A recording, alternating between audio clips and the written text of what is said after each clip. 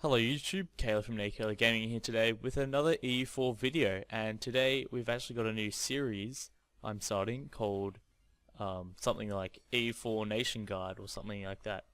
I haven't actually figured it out yet, but pretty much what I'm going to be doing in this series is using the bookmarks on the side. I'm going to give you guys a rundown each episode on some of the most important and easiest and challenging and rewarding nations to play as in those given bookmarks. So we've started in the Rise of the Ottomans bookmark, the 11th of November 1444. That's just classic, you know. I wish the E4 campaign started in 1399 like E3, but that is okay because the game is so much more in depth than E3. Anyway, let's get started. So one of the most recommended nations to play as in E4 would probably be Castile. Now Castile is a very affluent nation, starts off in a very well positioned area of the map. It doesn't have much enemies that you know, surround it. It's not as surrounded as many other countries such as you know, maybe Austria or Brandenburg or something like that. However, it does have its downsides, that being its lack of neighbors. So you can't really expand anywhere without, you can't expand into one front without, sorry, let me reiterate that. You can't just go to war with one front and then, while you're at truce with them, go to war with another front. You have to, you know, eat away your enemies one bit at a time. That being said, Castile does get a handy, or can get a handy royal marriage with Aragon and personal union with Aragon and Naples, which goes a long way to help them out, and also has some expansion opportunities through Portugal and Grenada, and as well as Northern Africa if they choose to do so. So yeah, the main goal, the main starter for Castile is you got to establish vassalage over Navarra. That's a pretty good start. That's secures your border with France and Aragon, and also conquer Grenada, finish the Reconquista. That's a nice goal as well. And similarly, you can also start a very early colonization game by colonizing Arguin and reaching South America, but that is for another episode. Other than that, Castile is a very nice nation, has some very good ideas, mainly based around sort of religious ideas as well as colonial ideas. So that's very good if you want to expand colonially, as well as Portugal. However, Portugal I find is a bit more enclosed and relies heavily on colonialism as a source of, you know, power and affluence. The next nation is France. We'll just select France there. France is a very interesting nation to play as. It's also known as the Triple B, the Big Blue Blob, because they have such an easy time of expanding everywhere, and they start off with 21 provinces. They start off with a whopping 342 development, so that's already enough to convert to a kingdom, which they are. And although they're surrounded somewhat, they still can defend that with 9 forts. Yeah, the 9 total fort level. So yeah, they usually start off with the decision to take Maine in a war against England. Before it used to start off in a war with England, it's a bit different now, so the game's a bit more strategic. So your first sort of goal would probably be to obviously take all the French land back, but to start off initially, you probably want to take the Normandy coast, all these provinces up here. That way you can establish your dominance against England, who will be your biggest rival for the start of the game. And the next sort of thing would probably be to, let's just see, if Northern Italy leaves the HRE, including Savoy, you probably want to jump in and take all that sweet land, especially since you get a lot of development from there, the North Italian region. So you kind of spill into there, but also you want to get Provence, Gascony of course, and Brittany. You want to kind of establish yourself as the main main realm in this area. And alternatively, you can also dismantle, this is late game, you can dismantle the HRE and spread into here. So to start off the game, you kind of want to establish your dominance against England and Burgundy, especially that. And you get an event where you are able to get a couple of provinces from them, which is very nice. And your main goal, I'd say, the very start would be to annex England. That being said, they have some nice ideas. They're pretty OP with this one, plus 20% morale of armies. That goes a long way to help you win a lot of wars. And yeah, a couple of colonial, mainly these are some very good ideas, especially this. This is the highest boost to morale. So France, very interesting nation to play as, very easy to get the hang of, and I would recommend playing that because for newcomers that is. So yep. Next country we have England. Same sort of situation with France. You kind of want to establish your dominance against France and try not to, if you can, lose your French mainland possessions, because that will allow you to get a foothold. And one of the first things you want to sort of do, especially with France, is annex Scotland and Ireland. Those are, or maintain control or dominance over Scotland and Ireland. That goes a long way to solidifying your position in the world, in Europe, because you have no opposition in this back corner here if you annex everyone there. And that way, once you do that, you can do things like annex Brittany and start to eat a bit into France. And as you've seen in my British Empire review, that's exactly what I did, and I did it very well. And I managed to get something like that. It was a nice, juicy part of Europe, and yeah, it goes a long way if you defeat these neighboring countries very quickly. It goes a long way to helping your empire grow. And they have some nice ideas, mainly focusing on diplomacy, trade, and naval.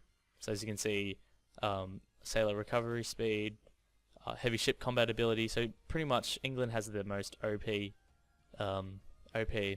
navy in the game, to start off with, that is. However, they do start off with a 000 ruler, which is infamous. Henry the Sixth is very infamous because he starts off as 000, and I believe he's the only one who starts off as 000.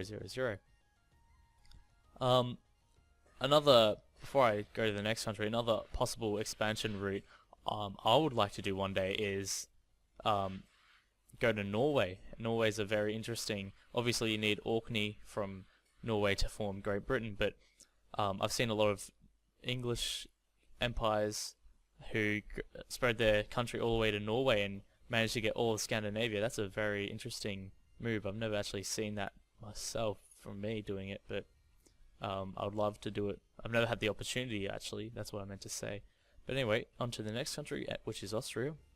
Austria starts off as a very, very lucky and supported nation because they start off as the Emperor of the Holy Roman Empire. Pardon me. They start off, and being the Emperor, they start off with a lot of troops, a lot of force limit. I believe it's like plus 20%. I have no idea what the actual number is, but it's something like plus 20% just for being the Emperor. Your main issue to start the game off is the event in northern Italy, where these nations have a chance to leave the empire. What you want to do is secure this sort of area of Italy as quick as possible, and that's what I did in my Holy Roman Empire save, if you've seen that. My first thing was to secure the papal sort of area, because that way the northern Italian nations can't leave.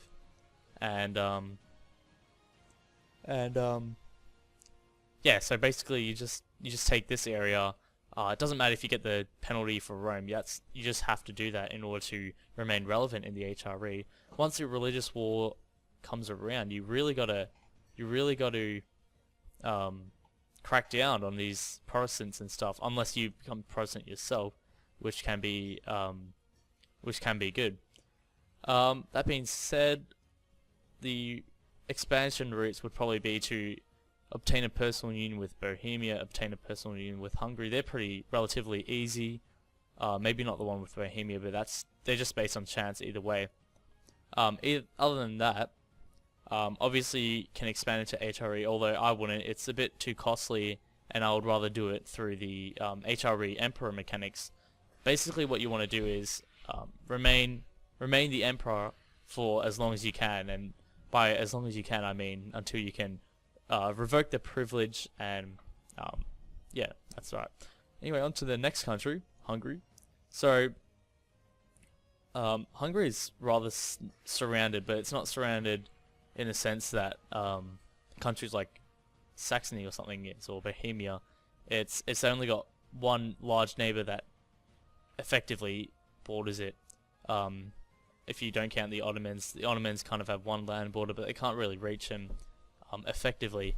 And they have a lot of small nations around them that they can just gobble into without much consequence, because they are Orthodox, other than Bosnia, of course. So the main sort of strategy you want to set up is probably to build up a front against Ottomans, because in a lot of games I played, the Ottomans have completely crushed these small nations, and Hungary is left defenseless. So probably the start strategy is to build up a defensive wall against the Ottomans, maybe put some forts down, get some good alliances, and try not to get into personal union under Austria, because, well, that's just for obvious reasons. They have a chance to set up their own dynasty, the Hunyadi dynasty, and I would recommend that because you get a pretty good ruler, and that way you aren't able to be under a personal union with Austria. Speaking of personal unions, our next nation is Poland.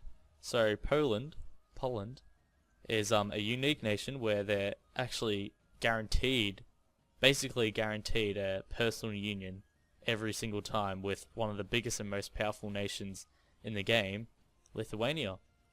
So Lithuania, if you actually play as Lithuania, you have the choice to join a personal union with Poland.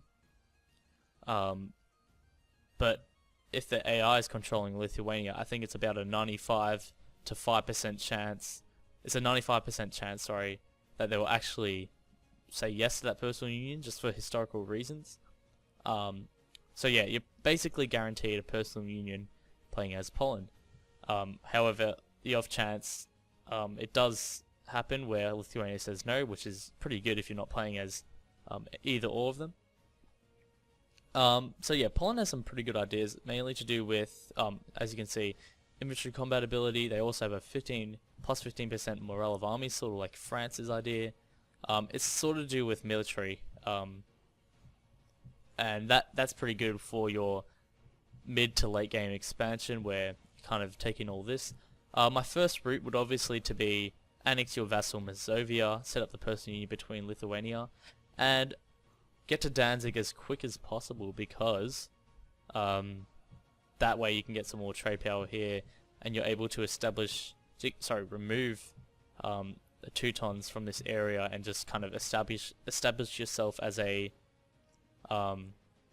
big blob right here, and also integrate Lithuania as quickly as possible. So within before 1600 preferably, that would be great. Great start. I mean, obviously you do it at 1550. I've seen people do that, but nonetheless, also start integrating Moldavia, as fast as possible. Alternate expansion routes. I've seen people expand into Bohemia. However, I find that a bit risky, seeming they're under the protection of the Holy Roman Emperor. So, personally, I would not do that. I've also seen people expand using Lithuania as a sort of feeding machine. Expand it to Crimea before Ottomans get a chance to turn it into a march, which I will get into next. And also to expand into Hungary, and that way you kind of stop this threat that can rise up. You don't even need to go all the way in, you can just kind of get this border part, and that way you kind of establish yourself. And that's the thing about Poland, it's pretty easy to establish yourself, and I would recommend this as a good starting nation. And moving on, we have the Ottoman Empire. So they start off in a pretty good position. They're ready to take Constantinople. They have a lot of cores. Sorry, if we go on Diplo mode, they've heaps and heaps of cores, which is very good for obviously annexing those provinces later on. But they just start in a generally good location because they have a lot of weak neighbors. That being said, the only rival you sort of have would be Hungary when you start, annexing these guys, or Mamluks, because you have to eventually, you have an event to expand into the Levant. Other than that, your first sort of thing to do would probably be to annex Byzantium, just get that over and done with. And then obviously it would be pretty easy to get all these cores back because you have cores in them. That just doesn't cost that much. And maybe if Hungary hasn't actually expanded into these yet, I would go for Serbia and Wallachia if you can, and just set up this front against Hungary. Not only Hungary but also Poland. Later on you get an event to establish a march over Crimea. I would take that, because that means you have some more firepower up here, and if you go into a war later with the PLC, the Polish-Lithuanian Commonwealth, you're able to get a bit of a buffer zone. And that goes a long way to helping you establish your dominance over this Black Sea, which is probably your main mid-game goal, as well as to expand into North Africa. That being said, later on you probably want to push up against Hungary, but that is for another video. Next one would probably be Muscovy. Muscovy is a pretty enclosed nation, however they have a lot of routes for expansion. They have I didn't cover the Ottoman core cost things. Just quickly explain that. Ottomans have a very good core creation cost idea, and that's why I would recommend these as a very good starting nation, because minus 33% core creation cost goes just so far into expanding your empires, especially with provinces over here that have very high development. And if you even make it all the way down to India, that's just amazing idea to have. That being said, Muscovy also has a core creation cost idea, plus 15 though. It's just half of what Ottoman has, but they have a lot of militaristic expansion ideas. For example, the Streltsy idea, and that gives you plus 50% force limit modifier. That is just great because once you start your early goal of expanding into Novgorod, which is probably the first thing I would do playing as Muscovy. Obviously you don't have to do anything I tell you guys to do, but that's just a recommended move. You sort of want to expand into Novgorod, and once you do that you can get this idea here, and you just explode not only on the map using your name. Your name gets bigger, but also your army, and you're able to take on countries like Lithuania. And that's probably one of the alternating routes you can take, is either to strike back against the hordes. You can even do both at the same time if you're a bit of an experienced player. I personally wouldn't recommend Muscovy as a starter, but it's probably a good nation to try out if you're moderately good at the game. But yeah, you can either take out the hordes first and just clean all that up. That's very cheap. That's very cheap land.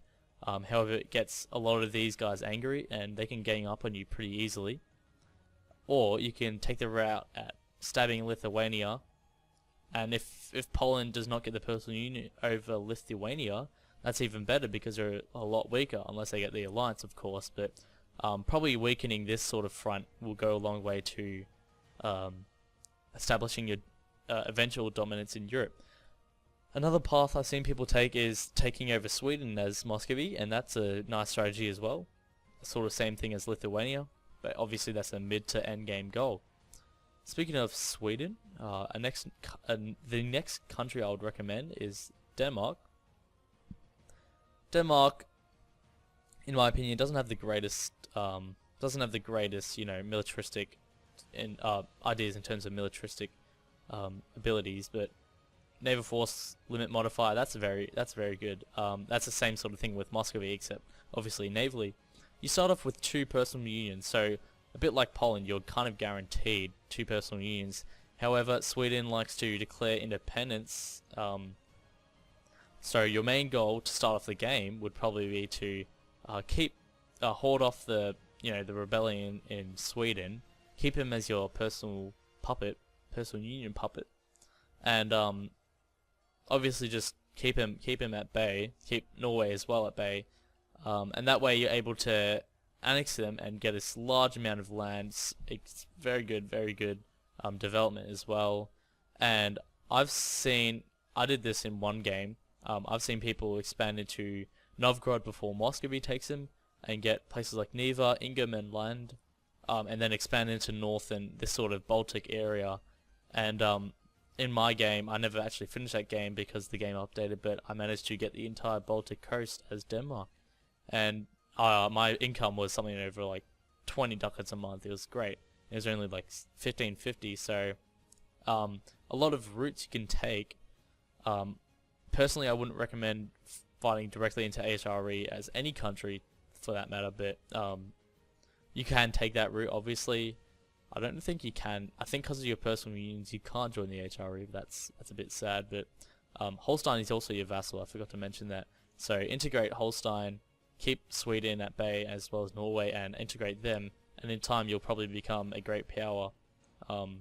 Even though your home nation is actually smaller, far smaller than any of these. Another route I would take, because these guys are not in the HRE, I wouldn't also mind if you attacked Livonia or Teutons, because that's a very good route to take. You know, they're nice and easy, cheap land. However, the Pope does get a bit annoyed at you. That's alright, assuming you're very far away from him.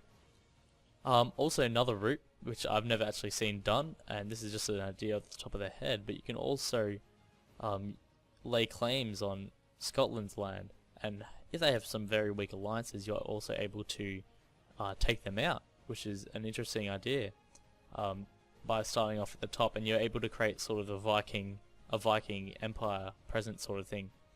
So yeah, that's about it for the nations I would recommend to start off in the 1444 bookmark. Obviously there's a lot of nations such as Brandenburg or Bohemia or even Scotland that are interesting to play as, and Teutons. Teutons are very interesting to play as well. However, I would recommend these countries as the countries are listed as countries that are easy to play as well as interesting, as well as very rewarding.